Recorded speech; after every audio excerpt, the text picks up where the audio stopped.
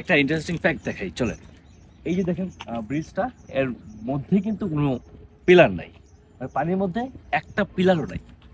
এবং এই যে নদীটা দেখতে পাচ্ছেন, এটা কিন্তু আসলে কৃত্রিম নদী, যেটাকে বলা হয় বাংলার সুয়েজ খাল। হ্যাঁ, এই যে কৃত্রিম নদীটা, এটা হচ্ছে গাবখান নদী, এবং গাবখান নদীর উপরে হচ্ছে যে গাবখান সেতু। আসলে গাবখান নদী বললে ভুল হবে, এটা আসলে গাবখান চ্যানেল। যে চ্যানেলটা আসলে বাংলাদেশের নদীপথে, মানে ঢাকা থেকে খুলনার যে দূরত্ব, এই দূরত্বটাকে 112 কিলোমিটার দূরত্ব কমিয়ে এনেছে এই গাবখান চ্যানেলটি। যে চ্যানেলের ফলে আসলে আমাদের আন্তর্জাতিক বাণিজ্যে আসলে অনেক বড় একটা অবদান রয়েছে এই গাবখান চ্যানেলের। যে চ্যানেলের মাধ্যমে আসলে আমরা জানি যে এই চ্যানেলের যে দূরত্ব, এটা হচ্ছে 18 কিলোমিটার। যে 18 কিলোমিটার দূরত্বের এই গাবখান চ্যানেল বাংলাদেশের নদীপথের 112 কিলোমিটার কমিয়ে এনেছে। এবং এই গাবখান সেতু যেটা এখানে রয়েছে, এখানে নিচে পিলার না থাকার অন্যতম রিজন হচ্ছে এখান দিয়ে আসলে বড় বড় জাহাজগুলো, মানে মংলা বন্দরে যে জাহাজগুলো যায়, সবগুলো আসলে এইটার নিচ দিয়ে যায়। ধারণা করা হয় প্রতিদিন প্রায় 100 থেকে 120টার মতো বড় বড় জাহাজ আসলে এই গাবখান চ্যানেল দিয়ে যাতায়াত করে। তার মানে কি, বাংলাদেশের যে নদীপথ নৌপথে যে বাণিজ্যিক যে সম্ভাবনা, এই সম্ভাবনার দ্বার খুলেছে কিন্তু এই গাবখান চ্যানেলটি।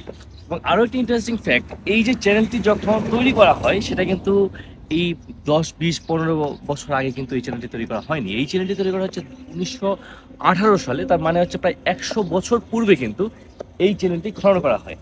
মানে চিন্তা করেন যে 100 বছর আগে আসলে এত অত্যাধুনিক প্রযুক্তি ছিল না, কিন্তু না থাকলেও তারা কিন্তু আসলে সক্ষম হয়েছে এই বিশাল এই চ্যানেলটি তৈরি করতে।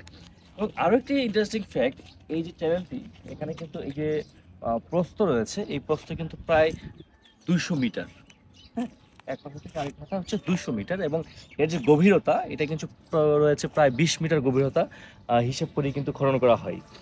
তো এই যে আসলে গাবখান চ্যানেলটি, এটা আসলে ফিরোজপুরের সন্ধ্যা নদী এবং ঝালকাঠি জেলার ধানসিঁড়ি নদীকে আসলে একত্রিত করেছে।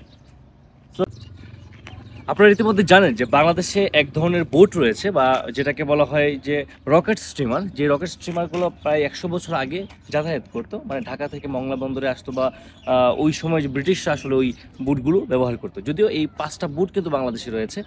সারা পৃথিবীতে খুবই অল্প সংখ্যক এই প্যাডেল বুট বলা হয় এটাকে, প্যাডেল বুট রয়েছে। কিন্তু সেই প্যাডেল বুটগুলো বাংলাদেশের যেই নদীপথ দিয়ে আসলে যাত্রা করতো বা চলাচল করতো, সেই চ্যানেলটাও কিন্তু এইটাই।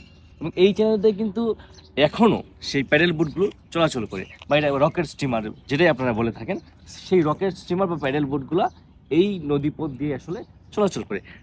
আরও একটা ইন্টারেস্টিং ফ্যাক্ট, বাংলাদেশে কিন্তু এই রকেট স্টিমার রয়েছে 5টা। এর মধ্যে কিন্তু বর্তমানে মনে হয় একটা চালু আছে, বাকি 4টাই এখনও আসলে কাজ করছে না।